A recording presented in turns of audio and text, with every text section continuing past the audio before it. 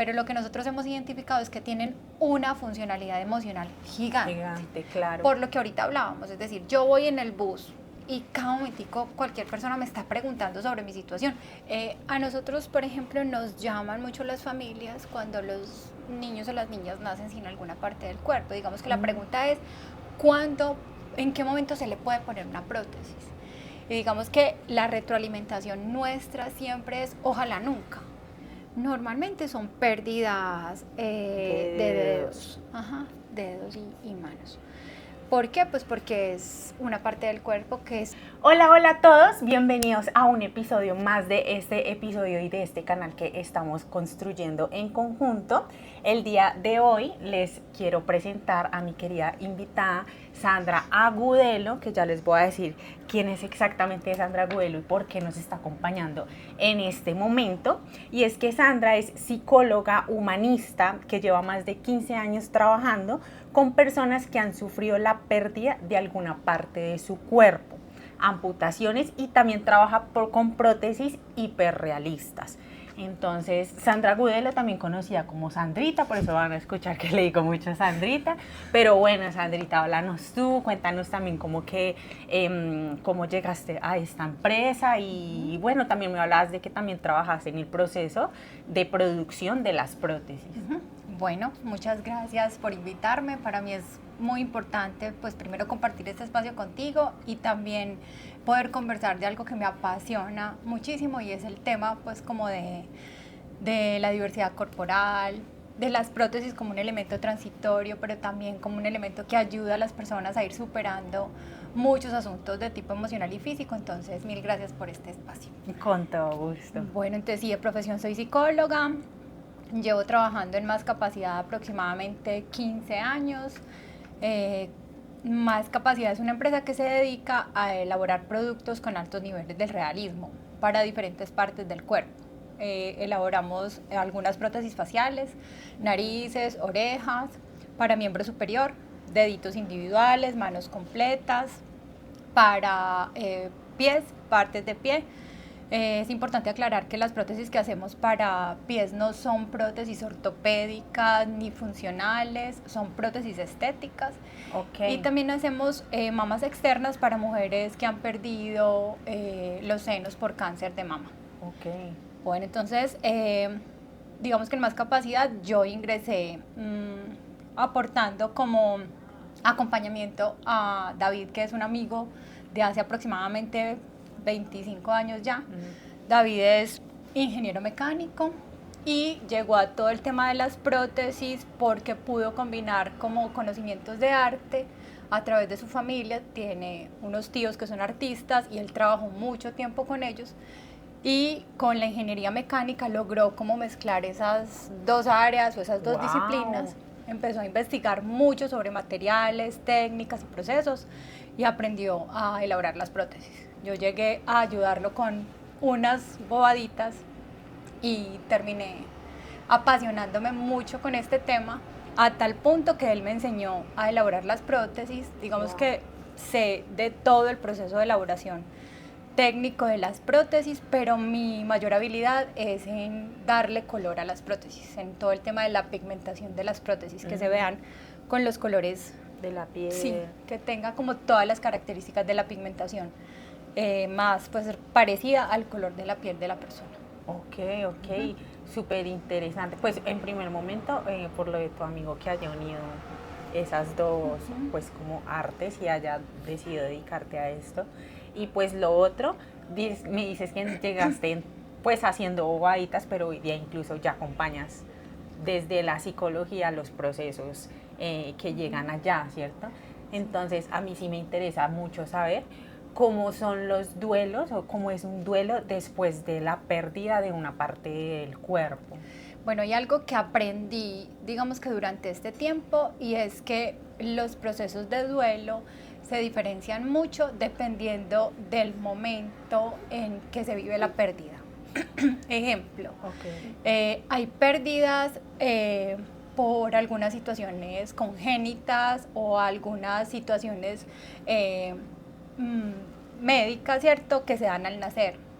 Ok, o sea que ya vienen con esa, pues no sé, como que no vienen con un Ajá, embarazo sí. o algo así. Digamos que la pérdida se da en el proceso En de el proceso de gestación. gestación ya. La persona nace sin esa parte del cuerpo. Entonces, una cosa es nacer sin una parte del cuerpo, otra cosa es perderla inesperadamente en un accidente y otra cosa es perderla de forma programada y consciente. Ejemplo, una persona que tiene una enfermedad, algún cáncer, eh, alguna situación por alguna infección, por alguna bacteria o algo, y a la persona le deben retirar esa parte del cuerpo, o también, ejemplo, una mama por cáncer de mama. Digamos que la persona tiene tiempo de estar como consciente de que la va a perder. Una persona que nace sin la parte del cuerpo pasa un gran tiempo de su vida asimilando su cuerpo como normal, que es lo que debería ser. Y digamos que el momento de verdad o la situación límite que vive es cuando llega un otro y le dice, tú no eres normal, te falta algo, estás incompleto, ¿cierto? Entonces digamos que vive como esa situación cuando otro Alguien externo más se lo reconoce. Se lo reconoce.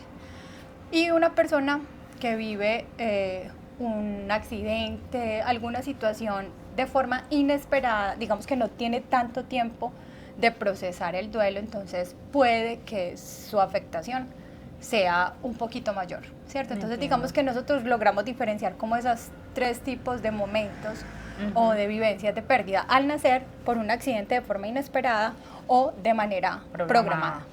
Y eso tiene unas diferencias como en el duelo. Okay. Sin embargo, como que si yo te hablo como del duelo por una pérdida corporal, lo que podemos diferenciar o hablar como de forma muy clara es que la persona pierde alguna parte de su cuerpo y todo el tiempo al estarse mirando al espejo, al estarse mirándose el cuerpo, está recordando que no lo tiene. Entonces digamos que es un duelo que es como muy permanente, distinto a cuando uno tiene un duelo por una pérdida externa. Pues hay muchos tipos de duelo, pero digamos que duelos por pérdida de alguna persona es un duelo externo y tiene como unas particularidades. Pero pues cómo se vive un duelo no es lineal, no, digamos que no es que primero una cosa, luego vives otra y luego otra, puede estar apareciendo muchas cosas al tiempo, ¿cierto? Lo primero, si es una situación inesperada, es como el momento del shock, pues no, yo no esperaba esto, ahora perdí algo que hacía parte de mí y lo normal es que se viva como ese proceso de shock, ¿cierto? Puede aparecer algunos episodios pues como de tristeza, si es una tristeza permanente y una situación no elaborada se puede convertir en una depresión, ¿cierto? Hay momentos en donde la persona tiene mucha ira y mucha rabia por haber perdido la parte del cuerpo y depende también de la forma en que sucede todo, ¿cierto? Pero normalmente se vive como ira, rabia, en muchas ocasiones también se vive culpa, ¿cierto? Si cree que fue como su responsabilidad por no cuidarse, por no haber controlado la situación, por no haber estado como muy atento, ¿cierto? Entonces también hay culpa. O también hay señalamientos a otros, ¿cierto? Si ocurre pues con un relacionamiento con otros, ahí en esa responsabilidad de la pérdida, hay un juzgamiento, señalamiento, bueno. ¿Cómo así esa parte del señalamiento? O sea, no sé, por ejemplo, con las personas que lo acompañan puede ser, no sé, la mamá, el papá y hay como un señalamiento. ¿A qué te refieres con señalamiento? Pasan varias cosas, por ejemplo, si fue un accidente, si alguien estuvo involucrado en ese accidente, hay un señalamiento de la responsabilidad del otro frente a lo que me pasó a mí. Tú tuviste la culpa del accidente, tuviste la culpa por no...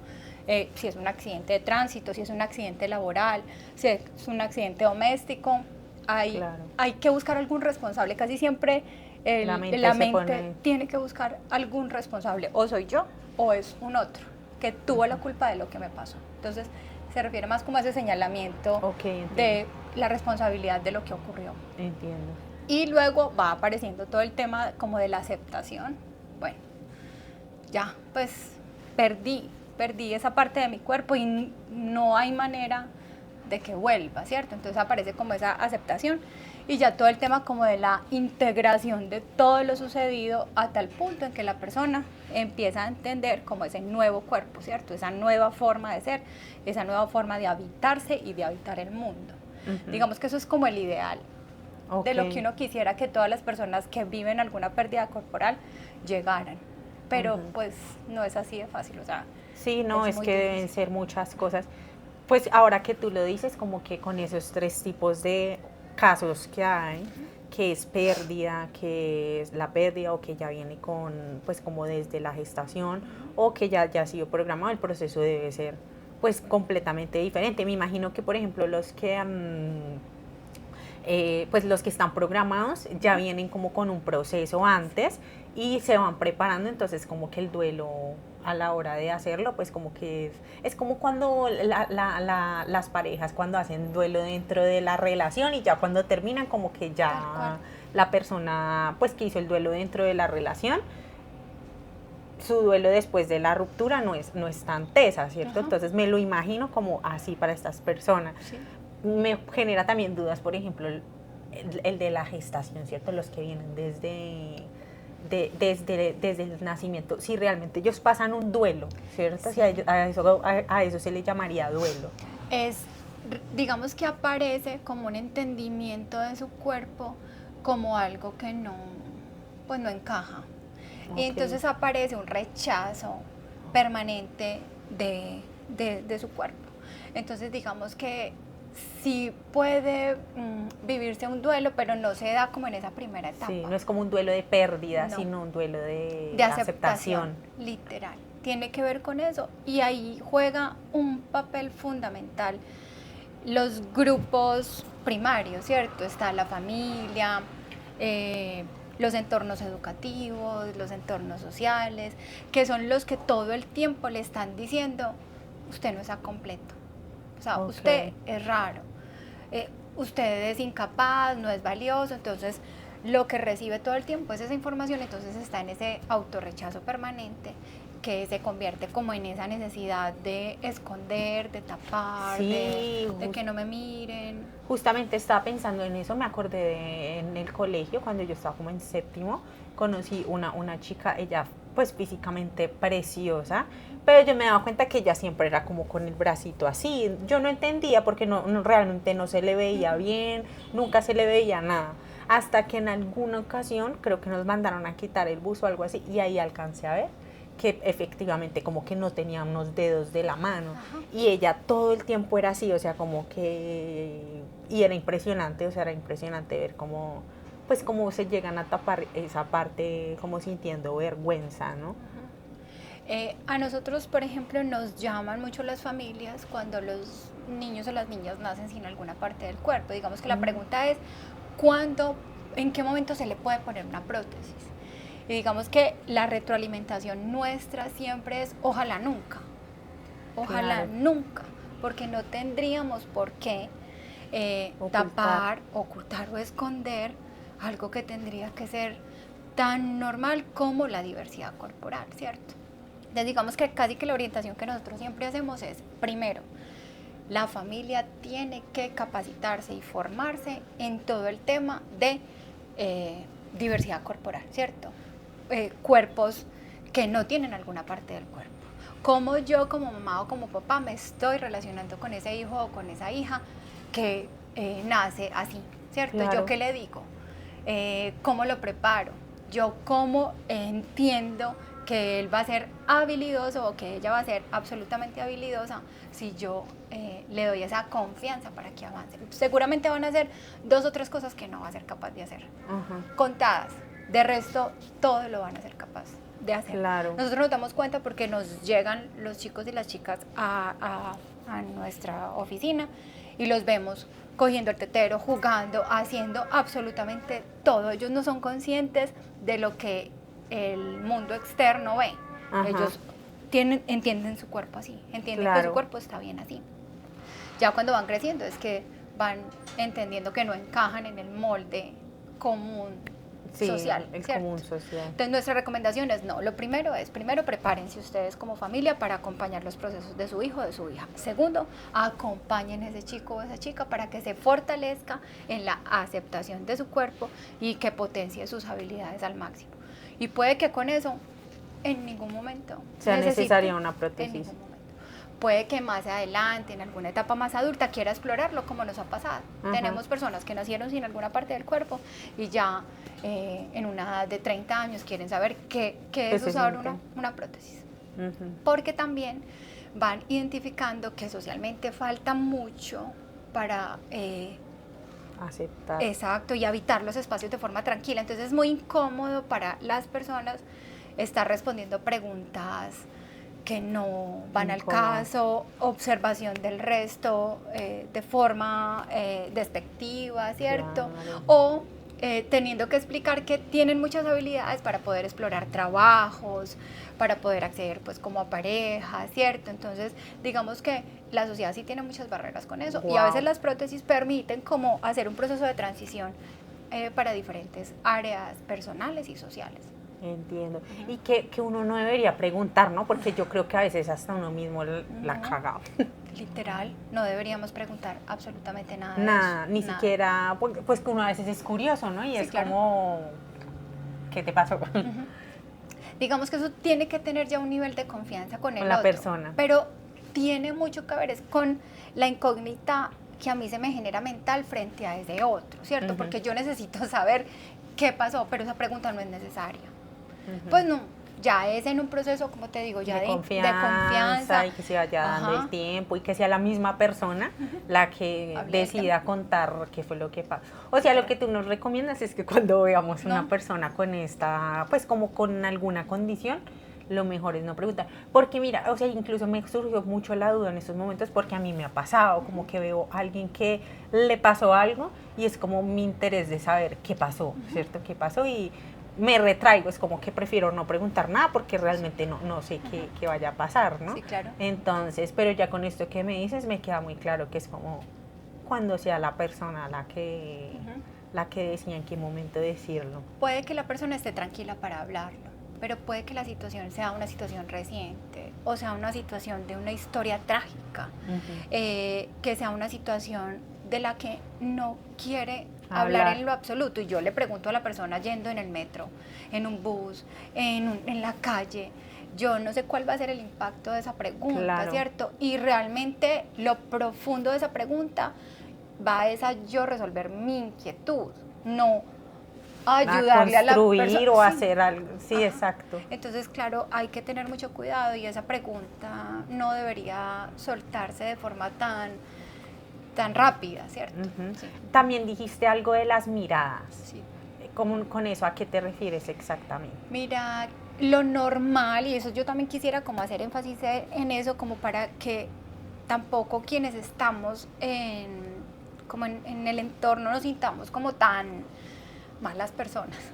Es decir, biológicamente nosotros tenemos una información de un cuerpo sano, o sea, esa información la tiene el cerebro, que es un cuerpo sano, que está dado para la perpetuidad pues como de la especie, ¿cierto? Para la conservación de la especie. Es un cuerpo que tiene 2 ojos, 2 manos, que funciona adecuadamente. Entonces digamos que cuando al cerebro llega una imagen de algo que no encaja en eso que supuestamente está bien, que está apto para la preservación de la especie, inmediatamente el cerebro lo que hace es que dice, aquí falta algo, aquí algo está raro, ¿cierto? Y es normal, pero nosotros ya llevamos muchos años de evolución, ¿cierto? Para entender que esos cuerpos también son aptos para preservar la especie, para habitar el espacio y el universo pues como humano, y culturalmente ya también llevamos muchos años hablando de el respeto al cuerpo del otro, ¿cierto? Claro. Los cuerpos son diversos y eso lo tenemos que entender. Entonces ya estamos como en un momento social y cultural en el que se está hay un choque ahí, como algo falta, el cerebro te dice algo está raro. Y es normal, digamos que sentir eso es normal, pensar eso es normal. Ya es como mi respuesta se da ante ese choque cerebral. Las miradas, ¿cuáles son? Como pobrecito, porque yo no sé la situación que está viviendo la persona, no es un pobrecito, no es que pesar, porque eso hace que yo me ubique en un rol de poder distinto, ¿cierto? Yo que Claro. tengo 2 ojos, 2 manos, 2 piernas, estoy en un nivel de poder y el otro es un pobrecito. Entonces esas miradas de rechazo o miradas como de impresión, hay que cuidar, ¿cierto? Obviamente somos humanos y eso se nos sale, pero también ir preparando ese cerebro ante ese relacionamiento con el otro es fundamental. Entonces esas miradas dañan, o sea, hieren profundamente a la persona. Por eso muchas personas optan por taparse, por no salir a espacios sociales de manera frecuente, no visitar ciertos lugares, porque también están en ese proceso de resolverlo. No sé cómo resolver ante una mirada que hace como, ¿cierto? Hay un rechazo. Entonces es complejo, me refiero como a ese tipo de Claro, miradas. y es que me imagino que en el proceso de duelo o el proceso que se veía, el tener que aprender a lidiar con las miradas de las personas es crucial, ¿no? Sí, claro. Bueno, digamos que ahí, ya dejándolo claro como por estas 3 partes que te fuiste, creo que entonces las que pues vienen desde la gestación, creo que el proceso es primero con la familia, ¿no? Sí. Antes que pues como que cualquier cosa. Total. Entonces ya ahí puede que desde ahí la persona que nace pues como con esta falta de alguna parte de su cuerpo, por la misma aceptación de la familia y el entorno en el que crece, no necesite nunca una prótesis. Lo otro, pues con pérdida, pues ahí efectivamente es cuando se pasa por este duelo de una pérdida, y me imagino que ahí también tienen que entrar la familia en algún momento, ¿cierto? Total. Y pues cuando ya está programada, pues hablamos de que pues ya como que vive el duelo antes de, entonces pues por eso podría variar el duelo. Sandrita, ¿en qué se podría diferenciar este tipo de duelos a un duelo, no sé, por la pérdida de un familiar o a otro tipo de duelos? Ajá. Ahorita creo que lo logramos como nombrar un poquito y tiene que ver con que esto es un duelo que toca como lo simbólico, lo personal, lo íntimo y lo físico, ¿cierto? Y que yo todo el tiempo lo estoy viendo, lo estoy recordando, estoy, mejor dicho, caminando con esto todo el tiempo. Mientras que el externo, ¿cierto?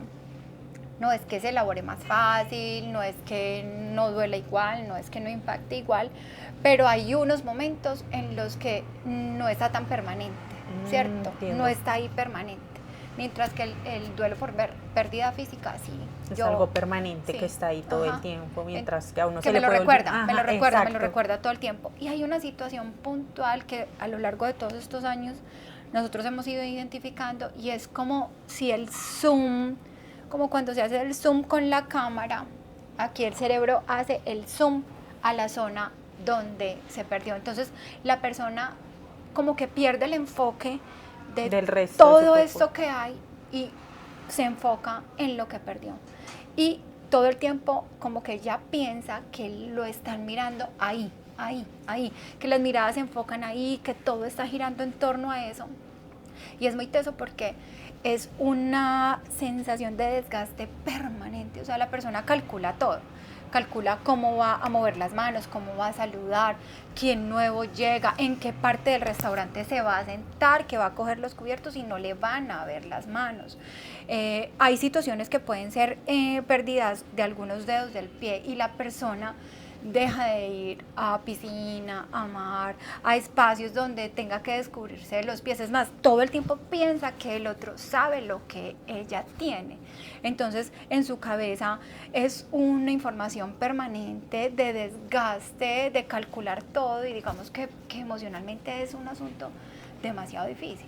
Claro. Entonces, eso hace que, como está habitándonos todo el tiempo, los duelos a veces se alarguen, no se elaboren completamente, ¿cierto? Sean como muy desgastantes todo el tiempo. Wow, sí, me imagino lo teso que debe ser, pues como estar evitando todo el tiempo que lo vean, y sobre todo ese tema del control, yo creo que eso puede generar hasta muchos episodios de estrés.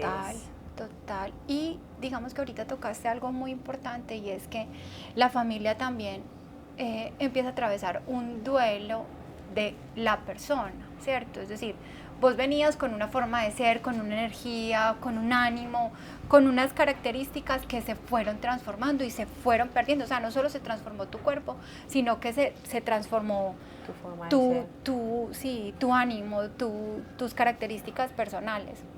Y la familia vive un duelo alterno, solo que la familia tiene que estar desde ese lado del rol de apoyo, de permanecer, de estar, pero tras bambalinas, los familiares están también en un sufrimiento profundo, ¿cierto? Y quisieran hacer todo para que esa persona dejara de sufrir, dejara de ver ese pedacito que perdió como el todo el tiempo le dicen, venga, ya, o sea, es necesario que pase la página, solo que para la persona no es sencillo. Entonces digamos que la familia juega un rol ahí doble de acompañar, de sostener, de estar, pero también está viviendo una transformación del otro, sobre todo en su estado anímico, entonces Claro.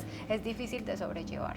Claro, y las personas se recuperan otra vez ¿qué tanto recuperan ese estado anímico? Sé que depende mucho del proceso, pero ¿será si recuperan su estado anímico al 100% o no del todo? A ver, nosotros hemos visto casos en donde sí recuperan nuevamente como su estado anímico y es más, o sea, la transformación se da a un nivel tan importante que digamos que los potencia a unos asuntos supremamente bonitos, ¿cierto? Es un proceso que yo normalmente lo veo, digamos que no tiene que ser así dicotómico, pero como que logro verlo o es la excusa para detenerse ahí en sus procesos personales o es la motivación para salir adelante, ¿cierto? Porque ¿qué pasa? Muchas personas, no, como yo perdí una parte del cuerpo, ya... Se limitan. Sí, ¿cierto? Entonces aparece también, y como todo lo refuerza, todo en el ambiente, lo social, la gente,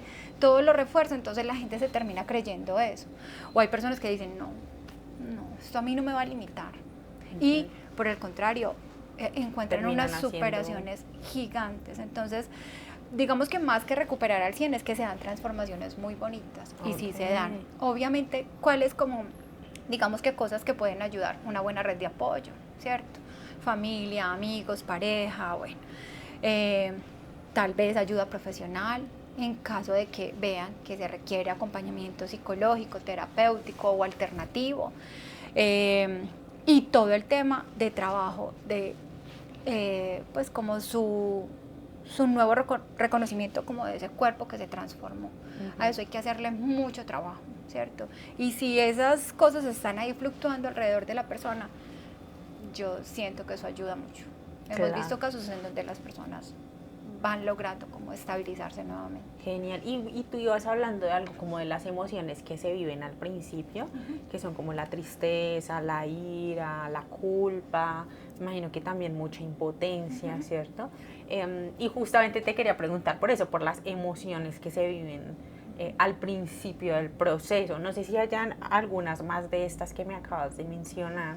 Digamos que estaba esa que te decía también como rabia. La gente vive momentos de irritabilidad muy grande, ¿cierto? O sea, están con tanto caos en su cabeza, en su emoción, que responden con la familia de forma fuerte, a veces agresiva, verbal, pero normalmente están muy relacionadas con eso, tristeza,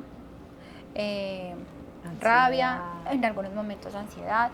Hay personas que pierden como la calidad del sueño, eso también altera un montón de cosas, ¿cierto? Entonces no dormir bien, estar con estado de tristeza, de rabia, de angustia, digamos que eso desgasta mucho y como te digo, van apareciendo como en diferentes momentos, a veces en un mismo día las personas viven muchos estados de ánimo, ¿cierto? Claro. Pero están muy relacionadas con esto. Ok, Sandrita, digamos que algo de lo que yo me he dado cuenta es que pues a nosotros nos criaron para no estar desconectados de las emociones, ¿cierto? Entonces me genera como curiosidad saber si, por ejemplo, estas personas que pasan por estos duelos, al entrar a este duelo empiezan a tener una conexión distinta con sus emociones, que puede que sean unas emociones, digamos, no tan placenteras al principio, pero que el hecho de que tengan un acercamiento a sus emociones y cómo se sientan, pues también como que pueden generar esas transformaciones. Entonces sí me genera curiosidad si has visto como que ese acercamiento de ellos a las emociones puede que incluso mejore su estado anímico, ¿no? O sea, hasta hacían procesos, el hecho de conectar con las emociones haga que pues ellos puedan hasta vivir mejor con ellos mismos. Sabes que eso que dices es muy bonito y siento que quienes se lo permiten son quienes viven esos procesos de transformación profunda. Hay personas que decían, la verdad es que yo creo que este fue como mi alto en la vida que estaba llevando, porque me permitió como reconectarme conmigo, con mi cuerpo, con mi ser y pensar en otras cosas más profundas, pues como que me llenen más, pues que me nutran más. Digamos que poder habitar las emociones, las placenteras y las no placenteras, es como la búsqueda de ahora como humano, ¿cierto?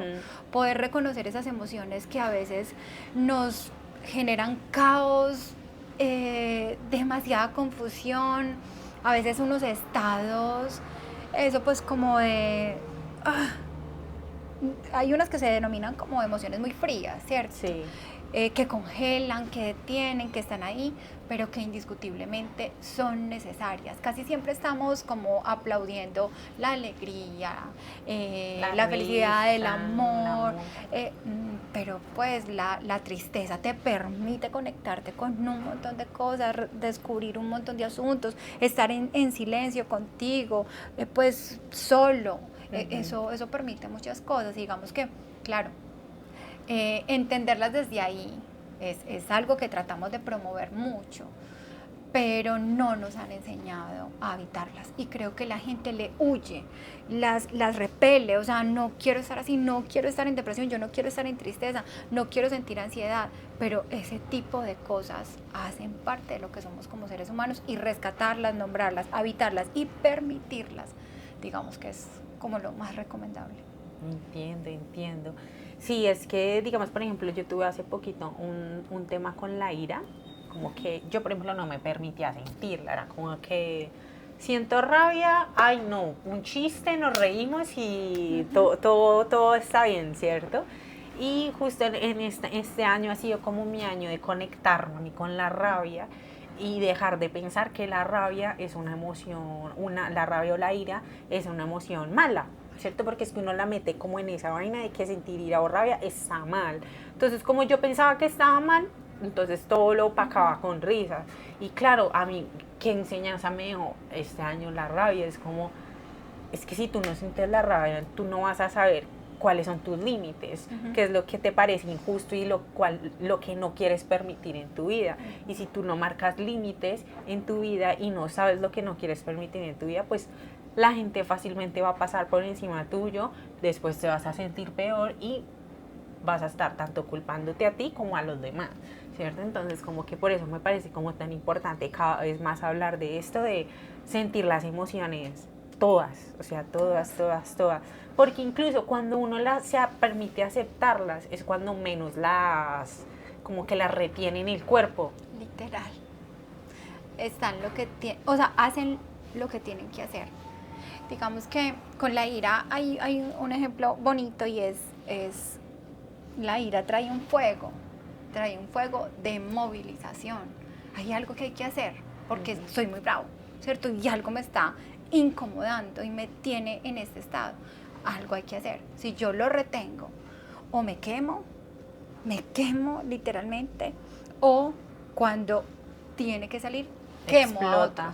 Exploto. Entonces, por eso ahorita lo que dijiste es supremamente bonito porque me ayuda a entender los límites. La rabia es una emoción absolutamente movilizadora, porque es que, mejor dicho, ¿quién está con emociones displacenteras por mucho tiempo? O cuando permanecen mucho tiempo, ahí es cuando aparecen las enfermedades mentales, claro, las enfermedades psicológicas, ¿cierto? Claro. Una tristeza no, permanente y no resuelta, termina en una depresión. Lo mismo, una ira mal llevada puede terminar en otro montón de enfermedades emocionales graves, ¿cierto? Entonces, digamos que permitírselas, que habiten, que estén y que recorran y que vengan a hacer lo que tienen que hacer para volver otra vez al estado de la homeostasis. El cuerpo todo el tiempo está buscando la homeostasis. Okay, pues la homeostasis es el equilibrio, como okay, que yo voy y vengo, el cuerpo todo el tiempo se la pasa en equilibrando, equilibrando, equilibrando. Y las emociones también son eso, voy pero vuelvo y estoy. No es una línea pues como Sí, es que sin movimiento. hay como la creencia de que es que las emociones, si uno se permite sentirlas, como si la fuera uno a mantener. Ajá. O sea, como un miedo a, si siento rabia, entonces me va a dominar y voy a ser una mujer rabiosa, una persona rabiosa. No, si me permito la tristeza, entonces ahora me voy a convertir, o sea, como el miedo a sentirlo y que eso permanezca, ¿no? Entiendo. Sandrita, me genera curiosidad. ¿Cómo pasa una persona de tener la prótesis y pensar que es algo externo a su cuerpo, a integrarlo como algo que hace ya parte de su cuerpo? Ajá. Voy a coger una de estas como para mostrar. Este es como un ejemplo de las prótesis que nosotros fabricamos, ¿cierto? Lo que hacemos es imitar en forma, tamaño, color, textura, un montón de características de esa parte del cuerpo de la persona. Normalmente, pues si la persona tiene el miembro contrario, pues trabajamos como en espejo, ¿cierto? Entonces, si la persona perdió esta mano, trabajamos con referencia de la mano contraria, con el miembro contralateral. Y hacemos la inversión en escultura, en modelado, bueno, pintamos todo. ¿Qué pasa cuando tenemos una prótesis que se parece mucho a esa parte del cuerpo? La persona se la pone, pero lo primero que hace el cerebro es rechazarla.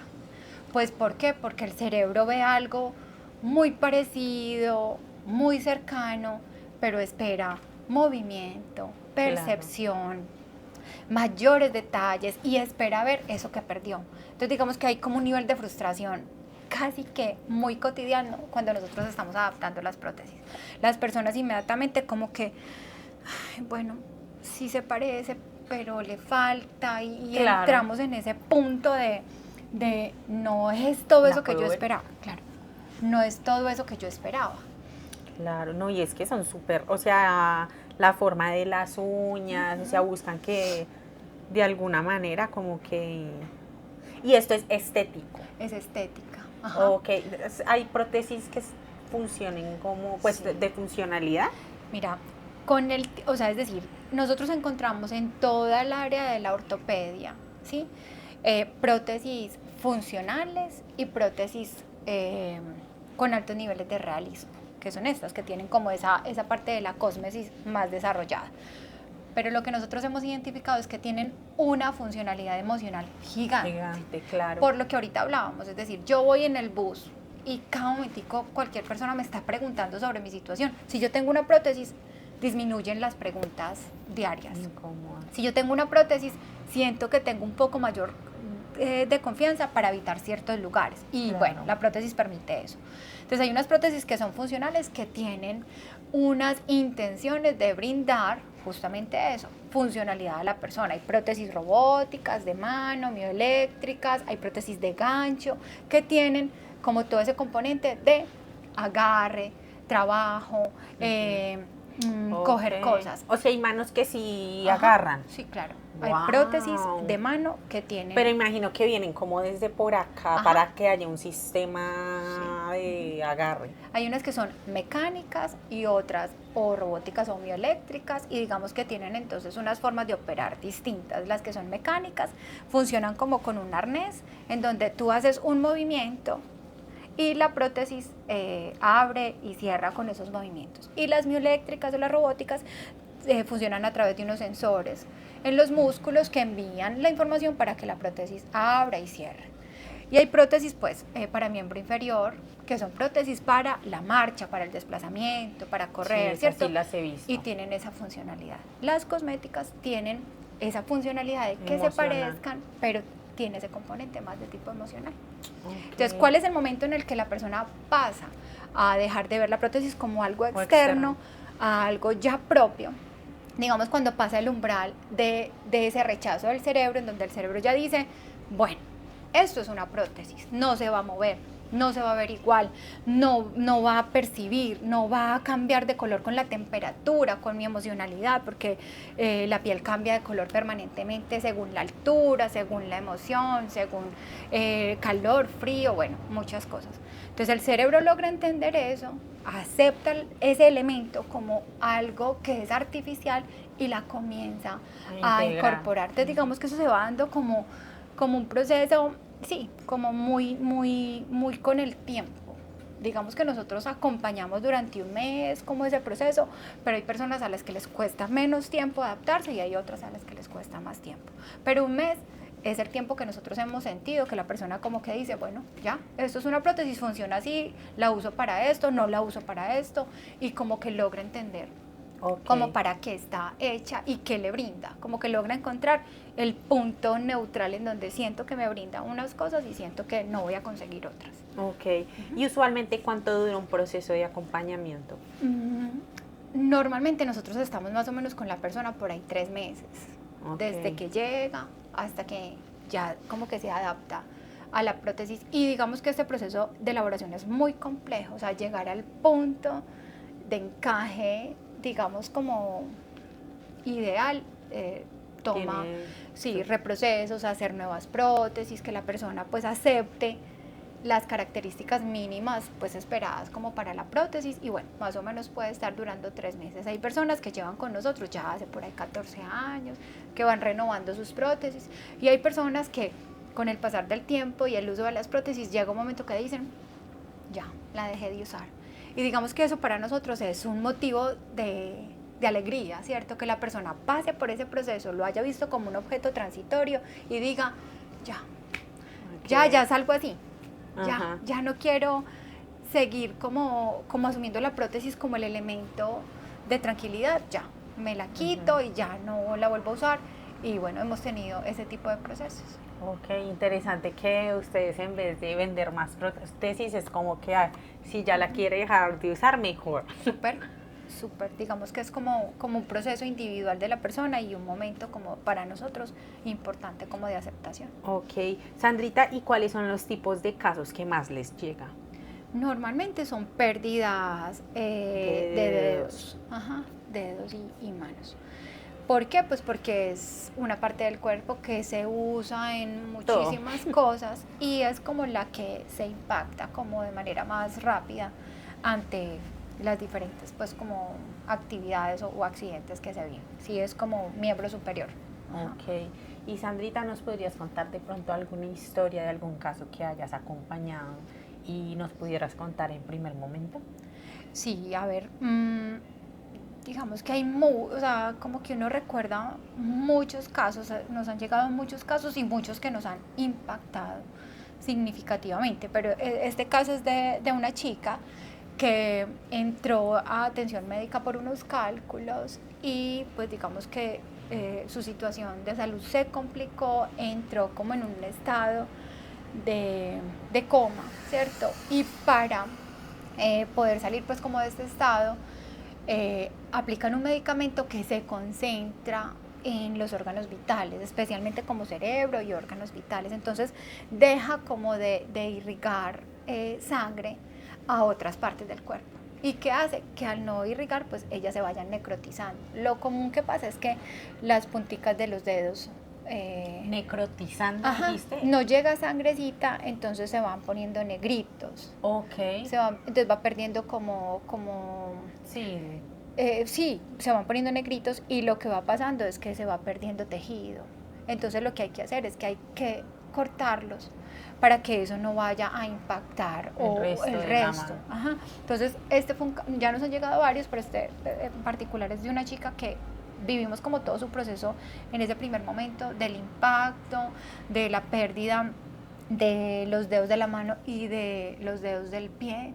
Nosotros acompañamos ese proceso, hicimos las prótesis para sus manos y para sus pies, y digamos que con el pasar del tiempo nos fue contando que ya no las iba usando con la cotidianidad que las usaba antes, fue entendiendo como su funcionalidad de los dedos hasta donde le llegaron y se fue sintiendo cada vez como más tranquila, más cómoda, más segura, a tal punto que las dejó de Las usar. dejó del todo. Y nos decía, yo si algo las uso es como para un evento especial, para alguna situación puntual en donde yo quiera como ponérmela como un accesorio, que en últimas eso es una forma o una metáfora que usamos también como para el uso de las prótesis, un accesorio, como me pongo aretas, me pongo un collar, me pongo las prótesis para ciertas actividades o ciertos eventos, y para estar en mi cotidianidad con las personas de confianza no las uso. Entiendo. Bueno, Sandrita, aquí omitiendo que se nos paró el video, porque hay que contarlo, se nos paró la grabación y bueno, volvemos a grabar esta parte, pero igual no pasa nada. Nosotros íbamos a continuar hablando de algo de lo que Sandrita me había hablado, y era lo de los cuerpos hegemónicos, ¿cierto? Y no hegemónicos. Cuando ella me mencionó este tema, realmente me generó mucha curiosidad, porque fue como, ¿qué es eso, cierto? Me puse a investigar y me pareció algo completamente interesante. Fue como que, wow, o sea, no sabía que a eso se le llamaba, pero me gustaría que tú nos explicaras aquí qué es un cuerpo hegemónico. Claro que sí. Digamos que los cuerpos hegemónicos son aquellos cuerpos que están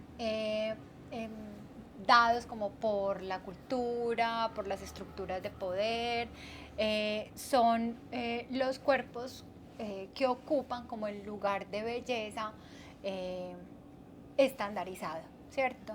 Cuando hablamos de cuerpos no hegemónicos, nos referimos a los cuerpos que no cumplen con esos estándares de belleza que nos han acompañado pues por muchísimos años. Entonces digamos que todas las personas, hombres y mujeres, nos hemos visto enfrentados a unas ideas de belleza y tratamos de cumplirlas para poder ocupar un lugar social, ¿cierto? Entonces, esos estándares de belleza todo el tiempo pues van cambiando, van diciendo cómo hay que tener el cabello, los senos, las caderas, cómo tienes que ser mujer si eres mujer, cómo tienes que ser hombre si eres hombre. Lo que se sale de esos estándares es feo, no tiene lugar ahí, ¿cierto? Entonces, eso no está bien. Entonces, lo que no está bien hay que transformarlo, ¿cierto? Si no tienes una forma de cuerpo y no lo logras hacer por tu propia cuenta, tienes que intervenirlo con cirugías, con cambios grandes, y por eso pues aparece como toda esa necesidad de que encajemos en unas formas de tener un cuerpo. Claro, claro. De ahí yo te estaba preguntando, Sandrita, porque bueno, creo que ya es bastante claro cómo lo explicabas, y es como las normativas de lo que es un cuerpo bonito socialmente. Hablando de este tema de los duelos hacia personas que perdieron alguna parte de su cuerpo, ¿qué tanto influye este tema de los cuerpos hegemónicos a la hora del proceso de sanación o transformación de una persona que acaba de pasar como por una pérdida de una parte de su cuerpo? Claro, digamos que si esta persona ha sido permeada, que yo creería que sí, porque todas las personas hemos estado permeadas por esos estándares o esas ideas de belleza, cuando pierde alguna parte del cuerpo, se le suma la presión frente al tema de un cuerpo que está incompleto, ¿cierto? Entonces, además de un cuerpo que no es esbelto, no tiene ciertas características, no cumple con cosas y no está completo, sí que menos va a encajar. Entonces, sentimos que tiene una doble presión frente al tema de esos estándares de belleza, porque una persona que le falte algo de su cuerpo, pues no es rara, no está bella, no cumple como con esas características. Entonces se ven doblemente presionados, y por eso las personas normalmente tienden a ocultarse, ¿cierto? Tienden a usar ropa grande, si la pérdida es en miembro superior, tienden a estar todo el tiempo con las manos escondidas, con vendas, con guantes, con buzos largos en los bolsillos, evitan salir a la calle, evitan estar socializando con otras personas, piensan que es muy difícil volver a reactivar su vida de pareja, laboral y demás, porque sienten que si no están completas, pues no son dignas de tener pues como este tipo de vínculos o de incorporarse pues como socialmente a los trabajos o a la vida pues como normal o cotidiana. Entiendo. Bueno, digamos que algo de lo que estábamos hablando en lo que no se graba Y que me pareció demasiado como que impactante porque fue como que wow, o sea, de verdad me encontré con un montón de cosas de mí misma, ¿cierto? Y es en el tema de que, por ejemplo, con este tema de los cuerpos no hegemónicos, si ustedes se ponen a ver, uno va a la playa y realmente de 100 personas que hay ahí, 2 tendrán un cuerpo esbelto y pues como que cumple con todos los estándares de belleza, ¿cierto? Pero de resto, la mayoría de la población tiene un cuerpo pues no hegemónico, ¿cierto? O sea, chiquito, alto, gordo, flaco, o sea, como tantas cosas. Y nosotros mismos como que estamos sometidos en un sistema en el que hasta nosotros mismos sentimos rechazo hacia lo que no es un cuerpo no hegemónico, ¿cierto? Y no solo el de los demás, sino también el propio, ¿cierto? Entonces, les estaba contando en lo anterior, como que yo, por ejemplo, tengo un tema con mis brazos, ¿cierto? O sea, mis brazos han sido como mi punto de inseguridad toda la vida, hasta el punto de querer operarlos, ¿cierto? Entonces, como que siempre ha sido como esa vaina de, pues no me gustan mis brazos, no, pues como que quisiera cambiarlos, ¿cierto? Pero ¿por qué? Pensando justamente en ese estándar de belleza del brazo delgado, esbelto, o sea, como que siempre queriendo parecerse lo más que uno puede a lo que está establecido pues como que en los medios de comunicación. Y eso también me lleva a un punto y es como esto limita también a las personas que pues como que tienen alguna de estas pérdidas, ¿cierto? Porque como los limita socialmente, ¿cierto? Porque pues lo estabas hablando anteriormente, a la hora de conseguir pareja, a la hora de conseguir trabajo, a la hora pues de tener amigos, como que esta pérdida o el proceso por el que está pasando también significa algo en ese proceso de poder entablar como relaciones, ¿cierto? Entonces, ¿qué tanto también pues se limita a la persona socialmente? Y no tanto la persona, sino nosotros como sociedad, ¿qué tanto limitamos el contacto con las personas? Ajá, total, lo hablábamos que digamos que el entorno es el que no está dispuesto para que una persona pueda habitar los diferentes espacios, lugares, entornos y demás, porque pues la considera o que no es capaz o poco habilidosa, poco agradable como para poder estar pues como en ese tipo pues como de actividades o de áreas pues como de relacionamiento. Entonces, claro, una persona que por alguna razón quiere reactivar su vida de pareja siempre se pregunta si habrá alguien que la quiera aceptar así. Y digamos que eso pareciera como que no, eso no pasa, pues eso no tiene como razón clara de ser, pero pasa muchísimo, muchísimo.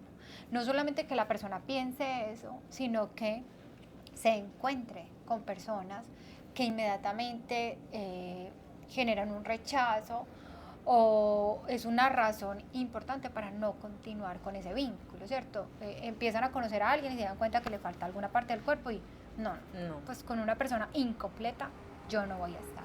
Entonces digamos que pasa por toda digamos que la información que hemos recibido, por todos los paradigmas que nos han dado frente al tema de los cuerpos bellos. Entonces sí se encuentran con muchísimas situaciones y limitaciones. No debería, pero pasa, y pasa mucho.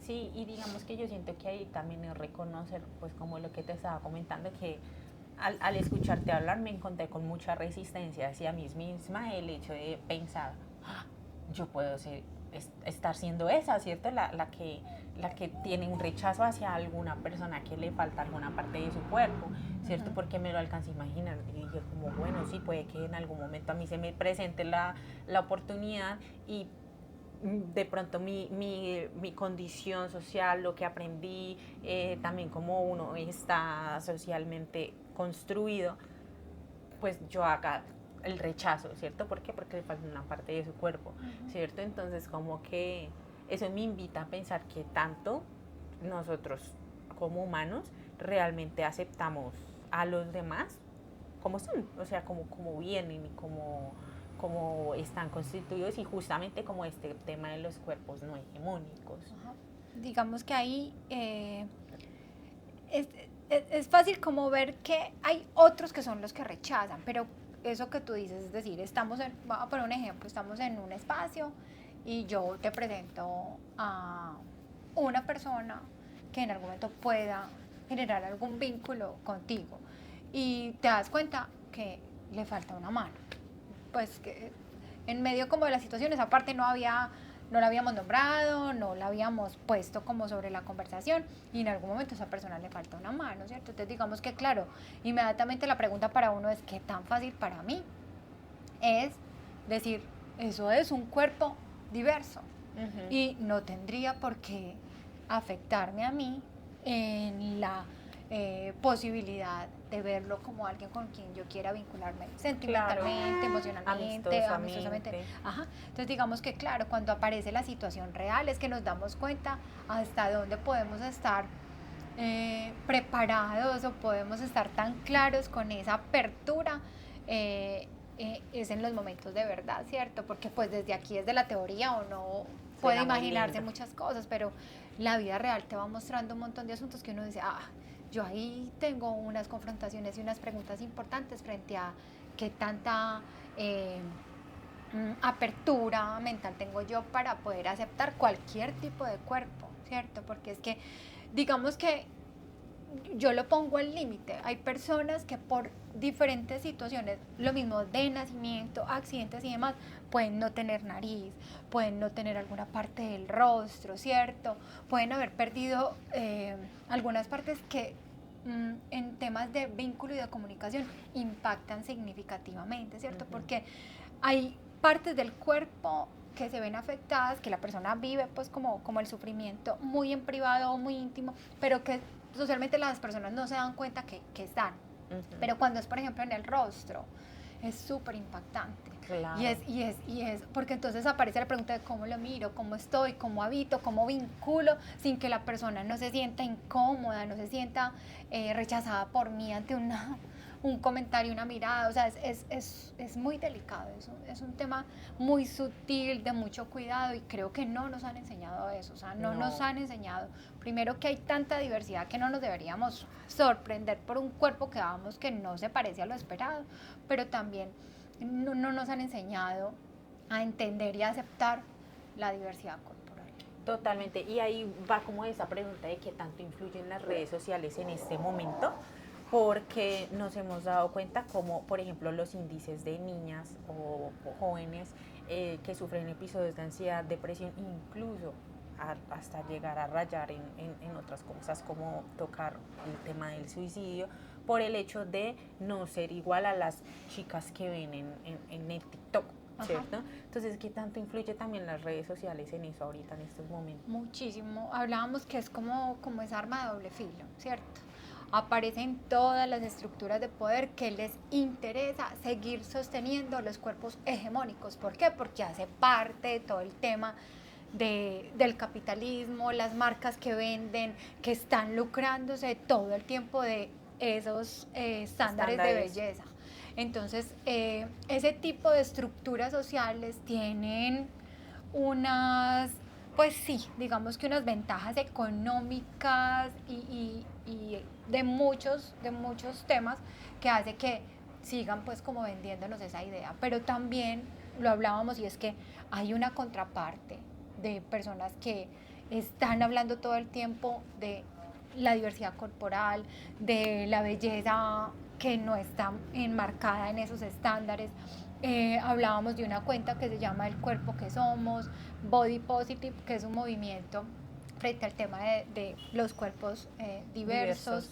Entonces digamos que puede ser esa contrapropuesta ahí en redes, que puede llegar, que puede calar, que puede sí hacer pues como todo ese activismo frente al tema de lo importante que es que dejemos de enmarcarnos ahí en todo eso que nos han dicho. Entonces hablábamos también que es un asunto político, es un tema político al que hay que darle como toda la rigurosidad y todo el espacio, y por eso nos tenemos que informar, tenemos que estar todo el tiempo muy despiertos y muy atentos a lo que realmente puede ser una información importante en ese tema. Entonces, bueno, las redes sociales pueden ser una plataforma súper bacana de ese tema. Sí, claro, puede servir como de activismo, como por ejemplo este episodio en donde hablamos un poco más de este tema, pero entonces también puede ser un arma de doble filo en donde, no sé, yo entrar un ratico a TikTok y ver un montón de chicas en bikini con el cuerpo perfecto, haciéndome sentir incómoda, ¿cierto? Como de me falta algo, ¿cierto? Creo que también nos hace una falta de conciencia en el consumo de redes sociales, ¿cierto? Qué tan consciente estoy a la hora de consumir redes sociales y qué tan, cómo me relaciono yo con eso, ¿no? ¿Qué emociones activa? Que justamente estábamos hablando de eso, ¿no? Entonces, eso me parece súper importante, como, pues, que cómo te relacionas tú a la hora de consumir redes sociales. Y bien, tú lo decías, o sea, el sistema está hecho para poner unos estándares de belleza que puedan mantener el sistema capital, ¿cierto? Para que nos vendan más cremas, para que nos vendan la operación, para que nos vendan la alimentación, los suplementos, para que podamos comprar justamente todas esas cosas que nos hacen sentir más cerca de ese cuerpo perfecto y hegemónico que tanto queremos. ¿Cierto? Entonces ahí me va como que la pregunta que más me va gustando de este episodio, y es nosotros como personas y como sociedad, ¿qué herramienta o qué necesitamos hacer para empezar a aceptar más los cuerpos no hegemónicos? Y con esto, ¿a qué me refiero? Puede que el episodio estuvimos hablando todo el tiempo de las personas que les falta una parte de su cuerpo, pero creo que esto le incumbe a todos, o sea, a todos, porque estamos de verdad como con una enfermedad mental para mí, como el de querer pertenecer a un molde de belleza único, ¿cierto? Y pues es como que realmente imposible en persona, ¿cierto? Entonces, o sea, como que de verdad no. Entonces, como nosotros como personas y como sociedad, ¿qué podemos hacer para empezar ya a aceptar, ¿cierto? A aceptar esos cuerpos no hegemónicos? Y cuando yo digo esos me refiero a todos, porque uno a veces mucho dice, eso es como lejos, esa gente por allá, ¿cierto? Y nos incluye uno y después de todo, pues también estoy incluida yo, también tú, Sandrita, ¿cuántas personas no estamos incluidas y creemos que los de los cuerpos diversos son ellos por allá? Digamos que podríamos como hablar de esas categorías, que son los cuerpos no hegemónicos, están relacionados con los cuerpos con grandes volúmenes, ¿cierto? O cuerpos como delgados, sin esa estructura de musculatura, de estética, pues como de gimnasio, ¿cierto? Sí. Están los cuerpos racializados, que habíamos hablado de los cuerpos con diferentes razas, que ahí estamos todos. Están los cuerpos con alguna situación de discapacidad, que no solamente está la física, también hay cognitiva y bueno, y de otros tipos. Están los cuerpos no binarios, o hablábamos de LGBTIQ+, ¿cierto? Siempre me paré larga toda la sigla. Y están otros tipos, pues, como de cuerpos, pero digamos que para agruparlos como fácil están esos. Todos cabemos en alguna de esas categorías, o sea, que hacemos parte de los cuerpos no hegemónicos. Entonces, claro, los vemos por allá, lo que tú dices, pero para nada, todos hacemos parte de eso porque todos tenemos una diversidad corporal bellísima, ¿cierto? Que eso es lo que nos hace únicos, pues tenemos unas características que pueden parecerse a otras, pero que en nuestra individualidad somos únicos, ¿cierto? Entonces, ¿qué tendríamos que hacer? Primero, reconocer eso, o sea, aceptarlo. Segundo, lo hablábamos un poco de hacernos la pregunta de yo de dónde saqué la idea de cuerpo bello, o sea, cuándo me empezaron a hablar de eso, cómo reconozco en mi cabeza qué es belleza y qué no, ¿cierto? Por quienes fui mayormente influenciada frente al tema, cómo he habitado mi cuerpo en respuesta a eso que me han dicho, o cómo yo he ido confrontando los espacios familiares, de amigos, de pareja, diciéndoles no, pues no quiero cumplir con esos estándares, esto soy y me siento tranquila así. Digamos que hasta donde he sido como un poco irreverente, hasta donde he sido como disruptiva como con esas ideas, y también tranquilizarnos con si toda, como la gran parte de mi pensamiento está orientado a ese molde de belleza, pues porque eso nos han dicho durante muchos años. Replantearnos esa idea es, digamos que una tarea fundamental y sobre todo reconocernos nosotros en ese cuerpo diverso y ir aceptando como todo eso que soy, que también es bello y que ahorita lo hablábamos, no todo me tiene que gustar. De una forma exagerada, hay cosas que no me gustan y está bien. No estamos planteando aquí una aceptación absoluta del cuerpo, sino un trato más amable de cada uno con nuestro cuerpo, ¿cierto? Súper, súper, Sandrita. Incluso, pues digamos que para ir cerrando, esa era como la conclusión de la que, pues como que yo quería hablar y tocar, y era el tema de aceptar el cuerpo tal y como es. O sea, y aceptarlo nos referíamos justamente a no necesariamente te tiene que gustar todo, ¿no? Porque hay partes de mi cuerpo que no me gustan, ¿cierto? Y el hecho de que me gusten y las acepten no quiere decir que porque las acepto me tienen que gustar, ¿cierto? Y si las puedo cambiar y las puedo cambiar desde el amor, ¿cierto? Desde el amor y la abundancia, decir, quiero cambiarlo porque puedo hacerlo y lo puedo hacer desde el amor, ¿cierto? Como, no sé, por ejemplo, ir al gimnasio porque quiero ser más fuerte, quiero estar más tonificada y no porque en 2 semanas tengo que verme bien para ponerme el bikini en la playa, ¿cierto? Entonces, como el hecho de aceptar nuestro cuerpo no quiere decir que tenemos que amarlo completamente y salirnos de ese discurso de amor propio tóxico que ahorita nos están implementando, y es como que amar todo, porque creo que uno no ama todo lo del cuerpo de uno, al igual que con otras personas, ¿cierto? Y creo que empezando por aceptar las partes de mi cuerpo que no me gustan, voy a empezar a aprender a aceptar el cuerpo de los demás. Entonces, con eso me gustaría concluir, Sandrita, y me gustaría saber tú con qué te gustaría concluir este Claro, episodio. no, yo siento que parte mucho también de qué entornos estamos como activando, ¿cierto? Yo siento que empezar desde lo próximo, desde lo pequeño, es decir, conmigo, con mis hermanas, hermanos, con mi familia, con mis amigos, con mis compas, con las personas que están a mi alrededor, o sea, estar hablando de no pasa nada, está bien, no te tienes que sobreexigir, no tienes que buscar esos ideales de belleza, está bien, o sea, te veo bien, pues eres valioso, eres importante, estar todo el tiempo como que superando ese tema de lo meramente visible, que creo que es como lo que nos está desgastando todo el tiempo, es decir, cómo me tengo que ver, yo cómo me siento y eso cómo lo comparto, que creo que es como lo profundo, no cómo te tienes que ver, yo no quiero verte de alguna manera, yo quiero sentirte, quiero compartir contigo, quiero estar como en ese intercambio de energía, de un montón de cosas, más allá de cómo yo necesito verte. El otro no necesita verme de alguna manera y yo no necesito ver a alguien de alguna forma. O sea, el otro puede estar y ser como quiera.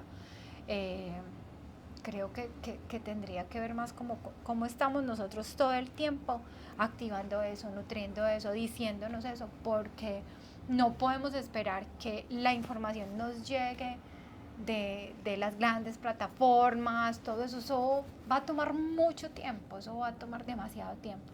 Hay cosas que se vienen haciendo, pero siento que nosotros somos los que tenemos que estar sosteniendo esa idea de aceptación de la diversidad corporal todo el tiempo, todo el tiempo. Totalmente. Y hay un último punto para cerrar, era el tema que hablábamos de los chistes y las chanzas, sobre todo aquí en Colombia, que somos como tan cómicos y tan graciosos. Y es como que en nuestra cultura está muy normalizado el chancear al otro. Y creo que está muy normalizado chancear al otro con el aspecto de su cuerpo, ¿cierto? Que si es flaquito, que si es alto, que el flacucho, que la torre, que no sé qué. Y muchas veces creemos que es porque es chiste y chanza, entonces nos vamos a reír de todos. Pero Sandrita lo decía como, si tu comentario realmente no nutre a la otra persona, o sea, piensa en eso, o sea, si vas a hacer un comentario, un chiste, una chanza, piensa si realmente eso nutre a la otra persona o no. ¿cierto? Porque puede que la otra persona nos esté mostrando una cara de, ay, sí, sí, qué risa, pero por dentro lo estamos destruyendo, ¿cierto? Estamos destruyendo su autoestima y puede que la otra persona no nos lo demuestre, ¿cierto? Entonces, como que me llevó mucho eso, Sandrita, como el tema de si tu comentario no aporta, si tu comentario no nutre, por muy chistoso que sea, pues no lo haga, ¿cierto? Uno eso, y también me llevó el de aprender a aceptar todos los cuerpos, incluyendo el mío, ¿cierto? Incluyendo las partes que no me gustan de mí, que no tengo por qué obligarme a amarlas, y creo que desde ahí va a empezar a haber más aceptación hacia los cuerpos de los demás. Hay algo que me gustaría agregar y que tiene que ver con algo que juntas compartimos y es el baile. Ajá. Digamos que yo siento que el cypher para mí es como una metáfora muy bonita de el ideal de la vida, pues de habitar como los espacios. Para quienes no saben, nosotras compartimos un espacio de baile, y de pronto para los que no saben qué es un cypher, eso se ve más que todo, pues digamos que se ve en la danza, en la música, de canto, pero es cuando, por ejemplo, en los bailarines nos reunimos, hacemos un círculo, ponemos música y al centro del círculo sale a bailar alguien, ¿cierto? Y el que sienta el llamado a salir al centro baila. Entonces a eso se refiere Sandrita con el cypher. Entonces digamos que ese cypher es un círculo de sostenimiento bellísimo. Quien se atreve a salir al centro expresa, comparte,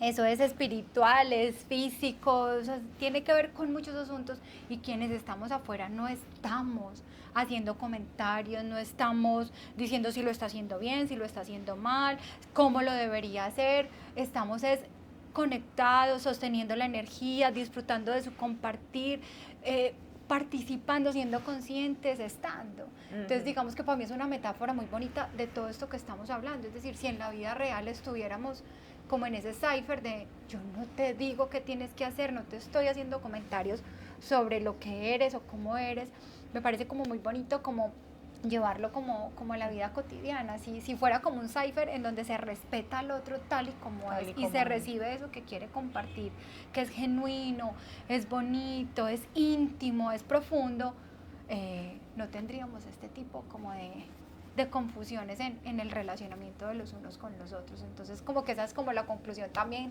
a la que llego, porque reflexiono mucho con el tema del cypher y me parece súper bonito que la vida fuera como un cypher, en donde yo me atrevo a habitar un espacio y el otro me deja habitarlo. Es que es eso,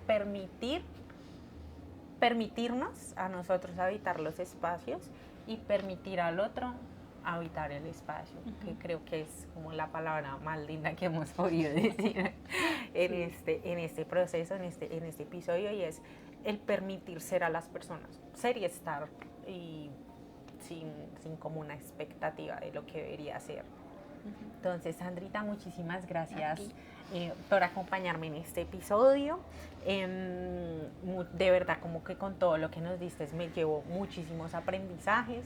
Para los que quieren seguirla, aquí abajito voy a estar dejando sus redes sociales para que vayan y la chismosen y vean pues como pues un poquito, conozcan un poquito más de Sandra.